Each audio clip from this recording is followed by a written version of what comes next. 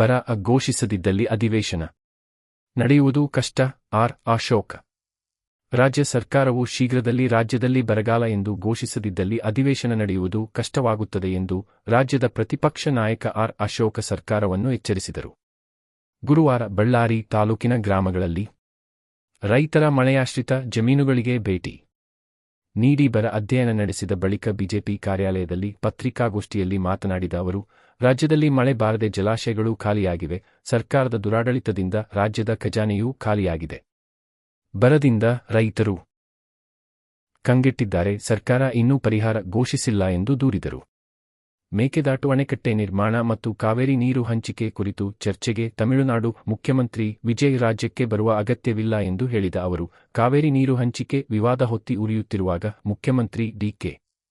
ಶಿವಕುಮಾರ್ ಅವರು ವಿಜಯ್ ಜತೆ ಮಾತುಕತೆಗೆ ಮುಂದಾಗಿದ್ದಾರೆ. ವಿಜಯ್ ಅವರು ಒಂದು ಬಾರಿ ಇಲ್ಲಿಗೆ ಬಂದು ಹೋದರೆ ಸರ್ಕಾರಕ್ಕೆ ₹15 ಕೋಟಿ ಖರ್ಚಾಗುತ್ತದೆ. ಚರ್ಚೆ ಮಾಡುವುದರಿಂದ ಫಲವಿಲ್ಲ ಎಂದು ತಿಳಿಸಿದರು. ಮೇಕೆದಾಟು ಯೋಜನೆ ನಡೆಯಲಿ, ನೀರು ಬಿಡುವುದು ಬೇಡ ಎಂದು ವಿಜಯ್ ಹೇಳುವರೇ ಎಂದು ಪ್ರಶ್ನಿಸಿದ ಅವರು, ಈ ಭೇಟಿ ಫೋಟೋ ಪೋಸ್ಟ್ಗೆ ಸೀಮಿತವಾಗುತ್ತದೆ ಎಂದರು. ಮುಖ್ಯಮಂತ್ರಿಗಳು ದೆಹಲಿ ಬಿಟ್ಟು ಬರುತ್ತಿಲ್ಲ. ಮಂತ್ರಿಸ್ಥಾನದ ಆಸೆಯಿಂದ ಶಾಸಕರು ದೆಹಲಿಯಲ್ಲೇ ಬೀಡುಬಿಟ್ಟಿದ್ದಾರೆ. ರಾಜ್ಯದಲ್ಲಿ ಬರಗಾಲದಿಂದ ತತ್ತರಿಸಿರುವ ರೈತರ ಗೋಳು ಕೇಳುವವರೇ ಇಲ್ಲದಾಗಿದೆ ಎಂದರು. ಸರ್ಕಾರದ ಕ್ರಮ ಖಂಡಿಸಿ ಕೊಪ್ಪಳ ಜಿಲ್ಲೆಯ ಅಂಜನಾದ್ರಿ ಕ್ಷೇತ್ರದಿಂದ ಶುಕ್ರವಾರ ಟಿಬಿ ಡ್ಯಾಂವರೆಗೂ ಬೃಹತ್ ಪಾದಯಾತ್ರೆ ಹಮ್ಮಿಕೊಂಡಿದ್ದೇವೆ ಎಂದು ತಿಳಿಸಿದರು. ಅದುವರೆಗೂ ಘೋಷಣೆ ಮಾಡಿಲ್ಲ ಅಂದ್ರೆ ಅಧಿವೇಶನದಲ್ಲಿ ನಡೆಯೋದು ಕಷ್ಟ ಆಗ್ತದೆ. ಅಧಿವೇಶನ ನಡೆಯೋದು ಕಷ್ಟ ಆಗ್ತದೆ. ಆ ಪರಿಸ್ಥಿತಿ ನಿರ್ಮಾಣ ಆಗ್ತದೆ. ಅದಕ್ಕೋಸ್ಕರ ಇಮಿಡಿಯೇಟ್ ಆಗಿ ಬರ ಘೋಷಣೆ ಮಾಡಿ ಪರಿಹಾರ ಕೊಡಿ ಅನ್ನೋ ಆಗ್ರಹವನ್ನ